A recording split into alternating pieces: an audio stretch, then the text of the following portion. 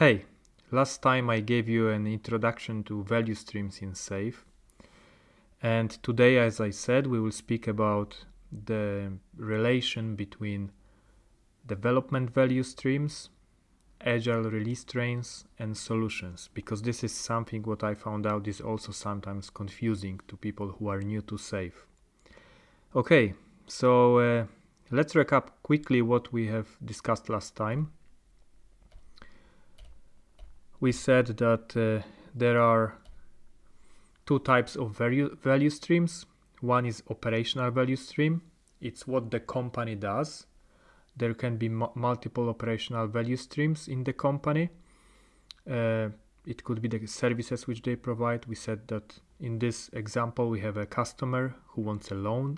The company is the bank, and the steps to give the loan and get this loan repaid we call operational value stream.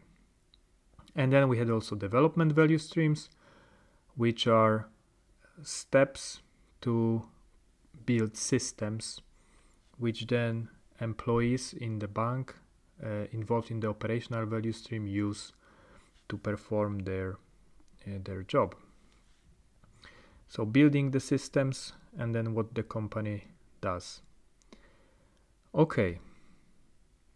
So like I said before, I assume that you have at least some basic understanding of SAFe. And in SAFe we have a concept of so-called Agile release train. And Agile release train, ART, is a long-lived team of Agile teams which with other stakeholders like legal, marketing, product management, some business owners, incrementally develop and delivers the newer version of the systems, and also they of course maintain and operate that system, that solution. So basically, if we look to the previous example, I said that this is the development value stream, and that development value stream could have one agile release train, and that's what we can see here. The red thing behind is the development value stream, and then we see that there is an agile release train, again group of people. It can be from 50 to 125 who are involved in figuring out what this solution should be, based of course on the feedback on the customers, on the users, and then delivering that solution, and then maintaining it, delivering continuously, and making sure that it also complies with the legal requirement, with security and everything. So you can think about it as a very big cross-functional team working together to iteratively build new versions of the system and support the system at the same time. So that's what we called Agile release train. And if the Agile release train is less than 50 people, then all the practices and artifacts and stuff like that by SAFe might be too big overhead.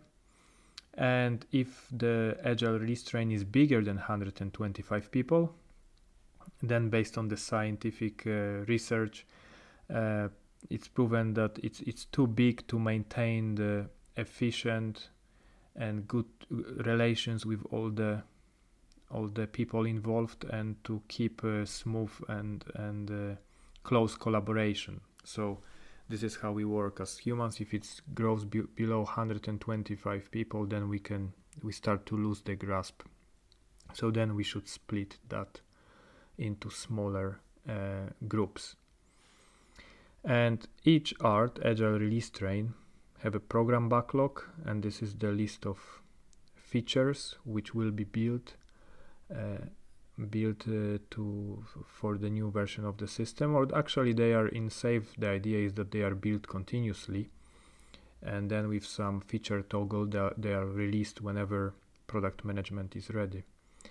And we have RTE, which is release train engineer, which is like Scrum Masters in the Scrum team. So release train engineer is coordinating the whole group, the whole train.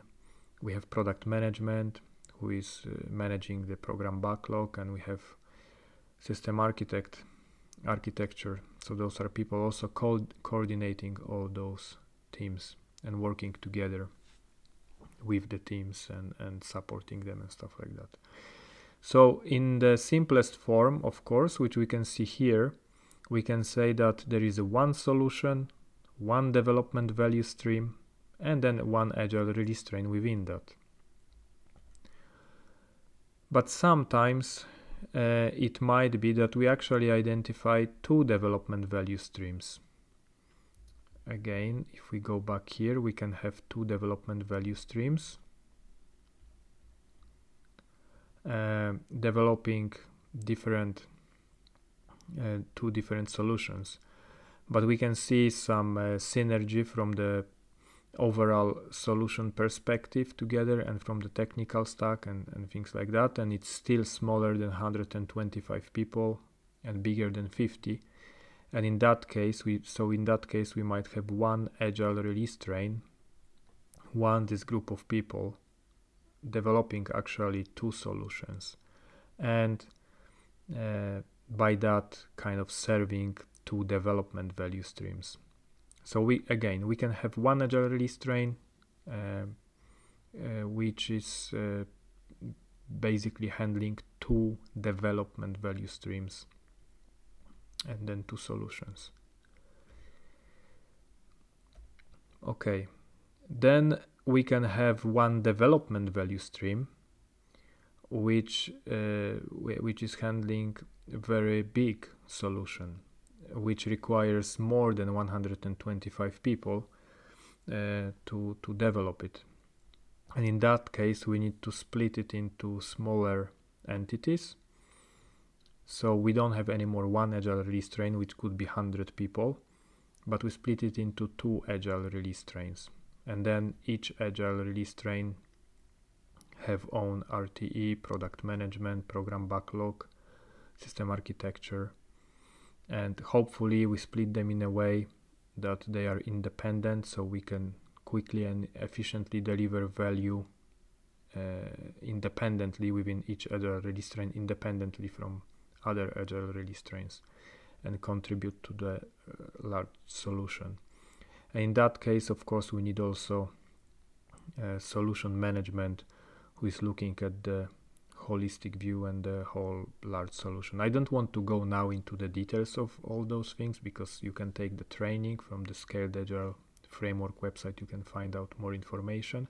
This is just to give you an idea. If you have already basic understanding of SAFe, you can see that basically agile release train is how many people we have there, between 50 and 125, and then they can either serve several development value streams or one, or we can have again one big solution, one development value stream, but it's so big that we have several agile release trains serving that.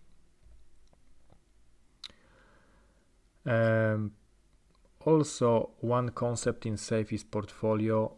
Again, I don't want to go too much into details, but it differs significantly from the standard portfolio view.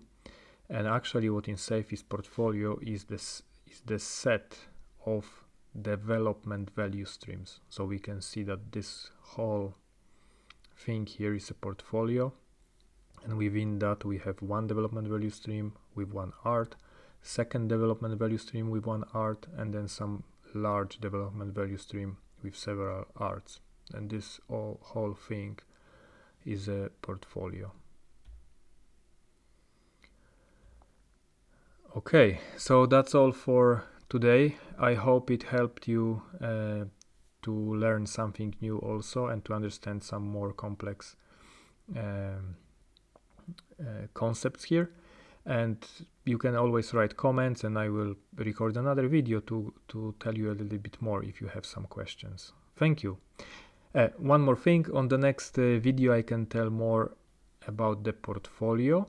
So that will also help you understand how the value streams are used in the bigger picture.